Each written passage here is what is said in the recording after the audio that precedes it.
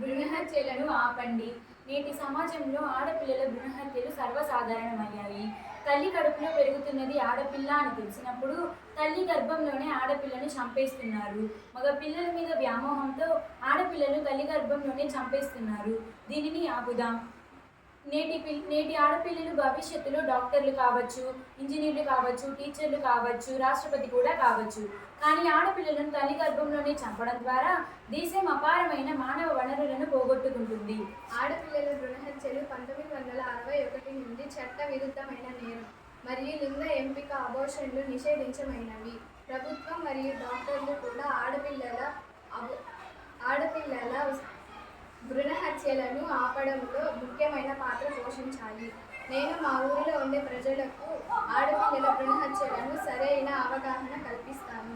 ఆడపిల్లలు భవిష్యత్తులో ఎంత గొప్పవారు అవ్వగలరో తెలియజేస్తాను. ఆడపిల్లలు మగపిల్లలు ఒకరేనని, అందరినీ సమానమైన దృష్టితో చూడాలని వారికి తెలియజేస్తాను. మా కొన్ని కార్యక్రమాల ద్వారా, కొన్ని వీడియోల ద్వారా, కరపత్రాల ద్వారా మా ఊరిలోని ప్రజలకు ఆడపిల్లల భ్రూణహత్యలను ఆపడం గురించి తెలియజేస్తాను.